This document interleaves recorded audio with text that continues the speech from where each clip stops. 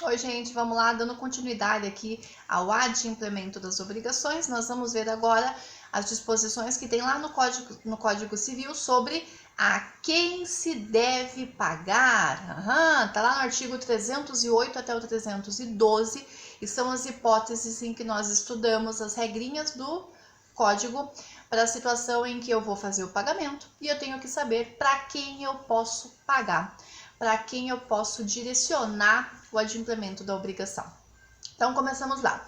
A regra é que eu posso fazer o pagamento para o credor, que é o legítimo destinatário da obrigação por natureza, né, de receber o cumprimento da obrigação, o pagamento, ao seu representante, caso ele tenha outorgado poderes para alguém receber em seu lugar, no caso um advogado, um procurador, um terceiro, qualquer que ele tenha nomeado como representante para receber, tendo o instrumento do mandato, ele pode receber, ou ainda os sucessores do credor. Também eu posso pagar para os filhos do falecido credor, para os herdeiros, para o cônjuge do credor, desde que obedecidas, claro, aí as regras lá do direito sucessório, ok?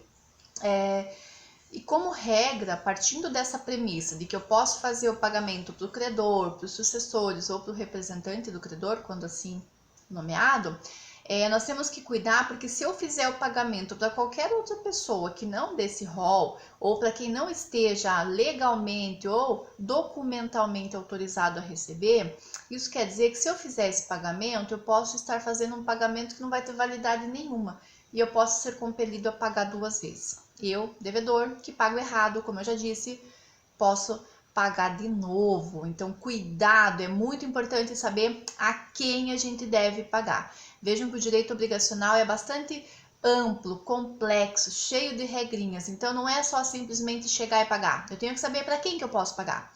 E se eu chego lá e não está o credor? Posso pagar para um terceiro?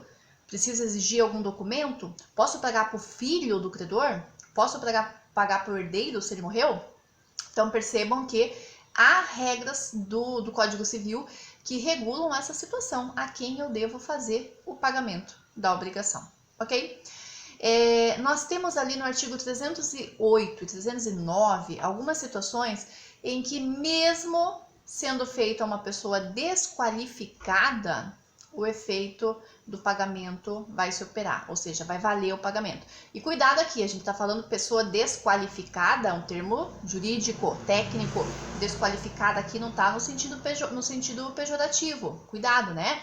Quando eu falo que o pagamento feito pela pessoa desqualificada é aquele que não tem a qualificação jurídica legal pertinente para receber o crédito. Então, isso é uma pessoa desqualificada aqui para o direito obrigacional, tá? Então, tem situações em que, mesmo que eu faça o pagamento para quem não tenha, em regra, a capacidade de receber por esse pagamento, por esse crédito, vai ter validade, né? Quando? Primeira coisa que eu coloquei ali para vocês, quando houver ratificação pelo credor. Então, eu paguei para o vizinho do credor. Vizinho não é sucessor, não é parente, não é representante, não tinha o título para me oferecer, não deu quitação, deu nada. Eu fui lá e paguei para o vizinho. Tá errado? Tá totalmente errado. Mas, se o credor chegar depois e disser, ok, eu ratifico aqui, eu dou quitação para você. Você pagou para o vizinho, eu estou ratificando o pagamento, estou dando quitação e tá tudo certo. Então, se o credor anuiu com o pagamento, ratificou aquele ato, está tudo bem, mesmo tendo sido feito o pagamento para terceiro. Se o credor teve conhecimento e ratificou o pagamento, ok, há efeito liberatório. Quer dizer, o devedor está livre, pagou, não precisa se preocupar, não pagou errado. Porque embora originalmente tenha pago errado, porque pagou para terceiro, que não tinha nada a ver com a obrigação, esse pagamento foi ratificado. E o credor está ciente, deu ciência e deu quitação. Então, efeito liberatório aconteceu, o devedor está tranquilo e sossegado, certo? O que mais? Se for feito de boa fé, a credor putativo. Puxa vida, o que é um credor putativo? Que nome esquisito, né? Credor putativo, ou melhor dizendo, putativo no direito, é tudo aquilo que parece, mas não é, né? Então, é algo que soa como, me enganou, né? É putativo porque ele representa uma situação jurídica e não é. Ele representa ser uma pessoa e não é. Então, o pagamento de boa-fé feito a credor putativo também terá validade e será reputado válido, e o devedor que assim pagou está livre, né? Vai receber o efeito liberatório ali da obrigação. Então, um exemplo de credor putativo. Eu sei que eu devo pro dono do imóvel da rua 408, no número 220. É lá que eu devo pagar o aluguel. Eu sempre vou lá pagar o aluguel. Só que eu não tenho muito contato com o credor, né, com o proprietário do bem alugado, então eu só chego lá rapidinho e entrego para ele. Ou, por vezes, eu nunca vi ele lá pessoalmente, sempre entreguei de outra forma, mas num determinado dia eu vou lá, eu toco a campainha, um sujeito abre a porta, eu digo que eu vim pagar o aluguel e ele diz, pois não, venha, entre, recebe lá, me dá a quitação ou assina que recebeu, de alguma forma me deixa ciente de que recebeu aquele valor e eu vou embora.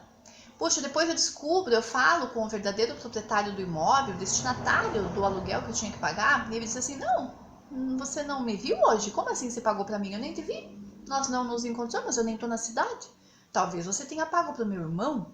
Puxa, mas eu achei que era o senhor que estava lá, eu paguei para ele. Não, não tem problema. Você se enganou, achou que era eu.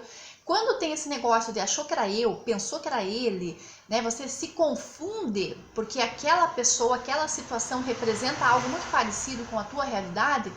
Tudo bem. Isso essa situação de você pagar para o irmão do credor, porque achou que era do credor, esse irmão do credor é o tal do credor putativo. Parecia que era o credor, mas não era. Era o irmão dele. Né? Puxa, parecia que era o credor, mas não era, era o sócio. O credor mesmo que assinou o contrato com você estava em outro lugar. Mas você não tinha ciência de que não era. As circunstâncias te levaram a acreditar que era ele o credor e você fez o pagamento. Então, se você fez o pagamento para um credor putativo e você estava de boa fé, isso é muito importante, você tem ali a validade do pagamento e vai receber o efeito liberatório. Ok? E também, se de algum modo esse pagamento que você fez reverter em favor do credor, ainda que você tenha feito a terceiro, também valerá o pagamento. Então, você não fez o pagamento para o proprietário do imóvel, né? Você foi pagar o teu aluguel, não pagou para o proprietário, mas pagou para a mãe dele. A mãe dele não te deu nada, mas ela pegou esse dinheiro e entregou para o filho, e o filho falou, ó, beleza, recebi. Ou, ainda que não tenha falado nada, ele não falou nada, tá em silêncio, você não sabe se ele pegou o dinheiro ou não, mas você viu que ele já, com aquele dinheiro, ele já começou a reforma na casa. Opa, então reverteu em benefício do credor originário, você sabe que esse dinheiro foi destinado para ele, então reputa-se feito o pagamento. Puxa, mas ele poderia dizer que você não pagou, porque você pagou para pessoa diversa, pagou para a mãe dele, ou pagou para a vizinha, entregou o dinheiro para a vizinha, não tem problema. Não tem problema porque esse dinheiro foi parar na mão do credor e reverteu em benefício dele. Então, se há evidências de que o dinheiro do aluguel, o valor do crédito pago, reverteu em proveito do credor, ainda que você tenha pago a terceiro, está reputado feito o pagamento, tá? E você já tem o direito de receber a quitação, ok? E aí, isso no caso concreto você tem que ver, né? Puxa, como que eu vou ver se reverteu? Sei lá, você vai ter que ver se ele usou aquele dinheiro. Ou, ele tá começou uma reforma no imóvel. Puxa, é de se presumir que essa reforma tá vindo do dinheiro do aluguel que eu paguei.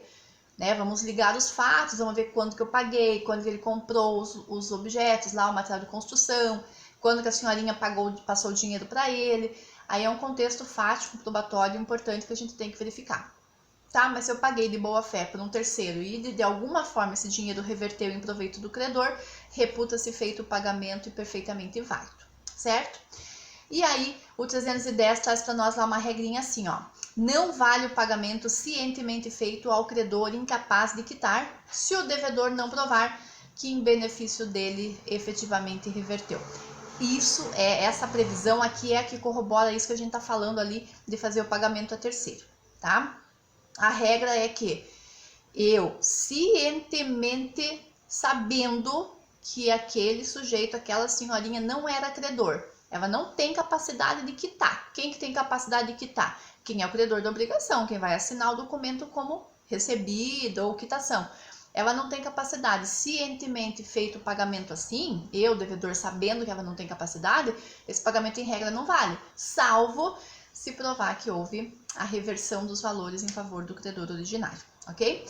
O 311, considera-se autorizado a receber o pagamento o portador da quitação, salvo se circunstâncias contrariem a presunção daí resultante. Então, a regra geral é aquele que porta, que está na mão com a quitação, presume-se o credor da obrigação. Então, puxa, o que é essa tal de quitação aí, portador da quitação, como assim? Portador do recibo, do documento que vai atestar que você pagou.